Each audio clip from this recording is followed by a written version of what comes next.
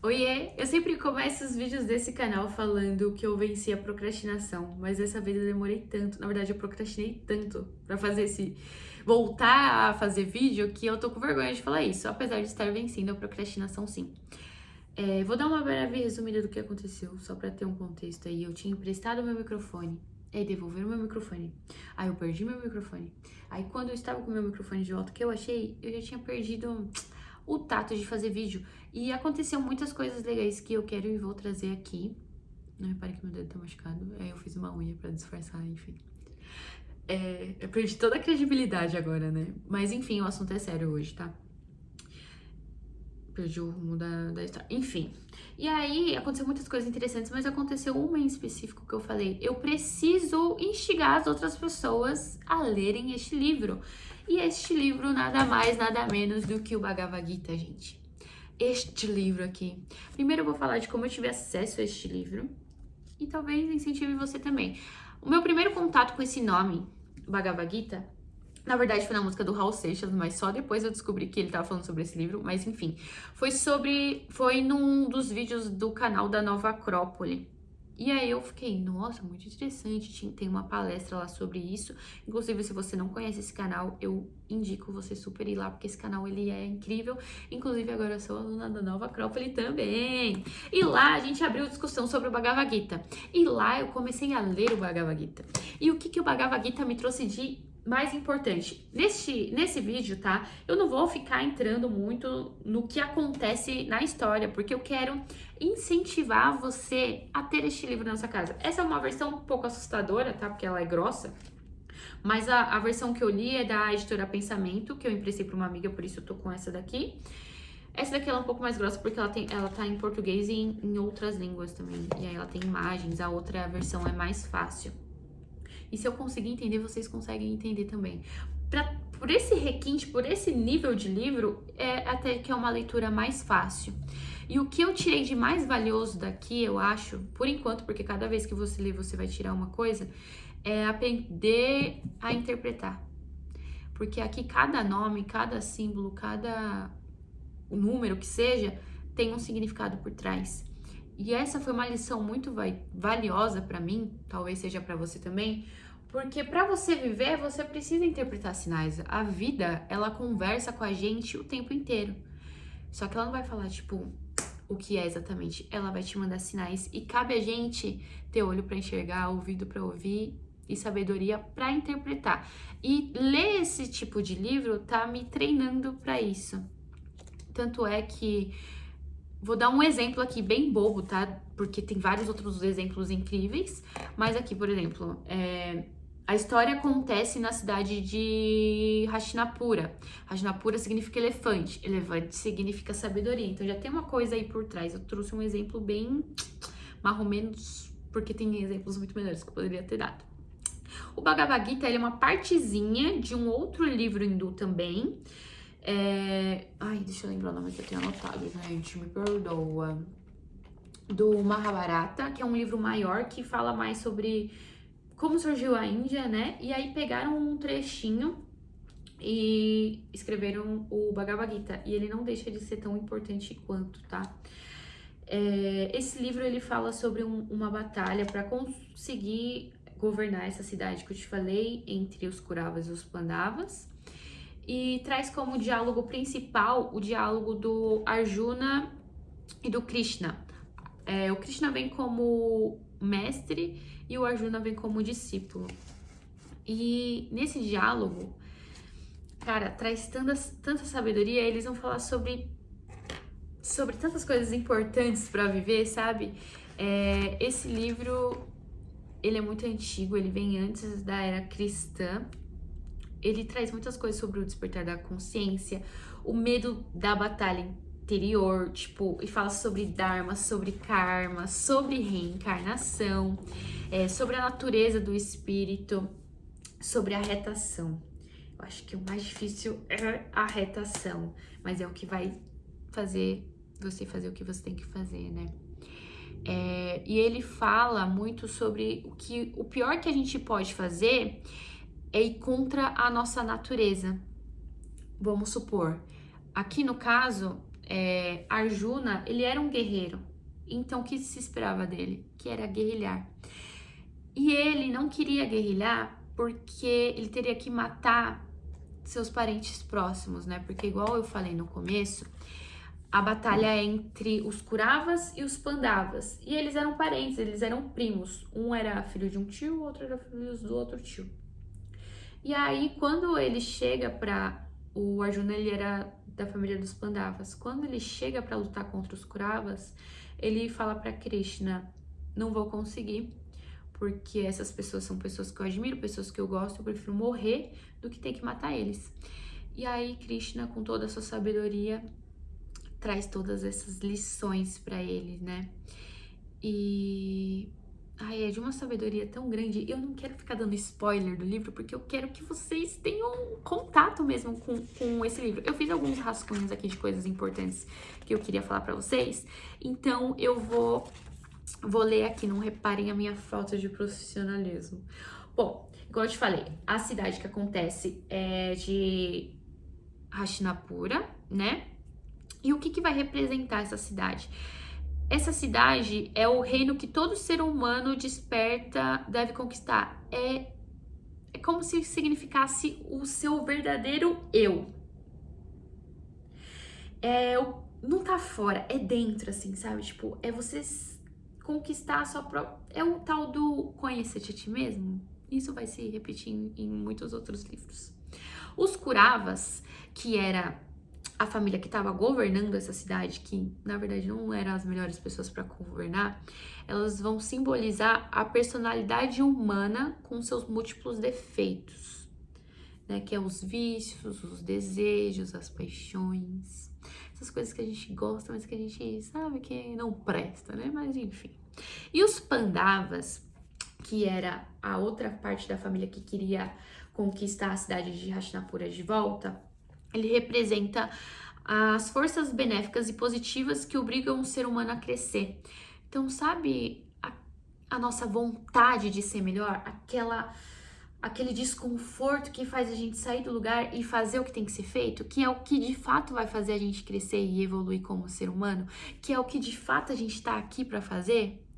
Os Pandavas significavam isso, então por isso que eles seriam as melhores pessoas para governar essa cidade. Arjuna, que é da linha de frente dos Pandavas, ele vai representar a imagem de toda a humanidade. É uma guerra que cada um de nós vai travar dentro da gente sobre aquilo, tipo assim, entre o que a gente sabe que tem que fazer e o que a gente quer fazer, sabe? Só que às vezes a gente tem que deixar de fazer o que a gente quer pra gente fazer o que tem que fazer, pra gente ter o resultado que merecemos ter, que é o resultado que a vida espera da gente, enfim. E Krishna, né, vai representar a encarnação da divindade, da suprema, assim. Mas também ele traz uma imagem de mestre, ele vai auxiliar, ele não vai mandar Arjuna fazer as coisas, ele vai fazer Arjuna se questionar do que ele tem que fazer. É de uma sabedoria muito incrível. Eu quero tentar passar isso pra vocês, só que eu não sei se eu sei me expressar direito, mas eu vou tentar. Bom, eu acho que isso é a representação máxima do que é você ser um mestre. Um mestre, ele não vai te trazer a resposta. Uma que você tem que fazer as perguntas certas, né? Outra que ele não vai te trazer a resposta. Ele vai te trazer o questionamento para você achar a resposta, porque quando você acha a resposta, aí sim você aprende. Será que deu para entender? Vamos supor que você me pergunta: 2 mais 2 é 4. Não, 2 mais 2 é quanto? Quanto? E eu falo, é 4. E aí você vai, é 4, mas você não aprendeu a fazer a conta para chegar naquela conclusão que aquilo é 4. Entende? Eu acabei de inventar essa analogia. Espero que esteja fazendo sentido. Bom, vamos lá. Aqui, os ensinamentos do Bhagavad Gita, né?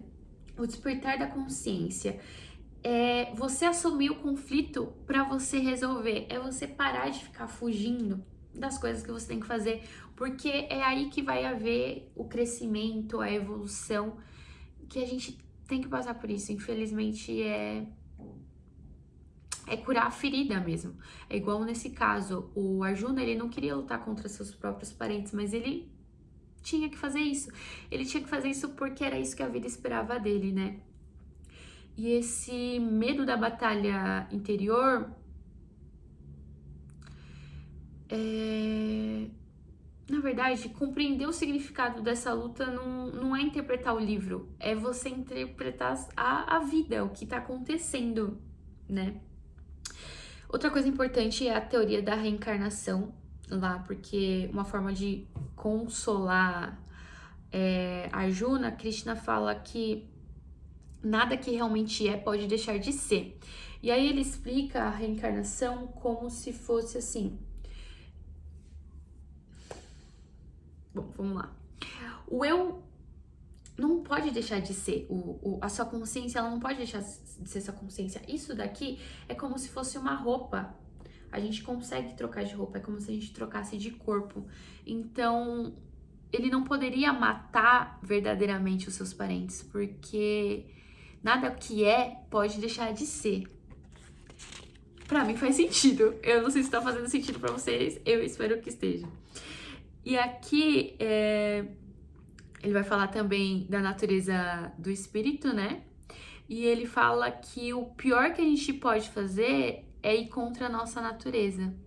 É ir contra o que a gente veio fazer aqui de fato, sabe? E essa é o segredo da vida. É a gente entender qual é a nossa missão aqui na Terra e realmente fazer o que se espera, sabe? Sem medo, porque quando a gente começa a caminhar, o caminho se abre. É muito fácil falar, né? Na hora de fazer dá um medo, mas é a jornada do herói. Acho que vocês sabem do que eu tô falando e de fato é a gente ter coragem de viver o que a gente veio aqui pra viver.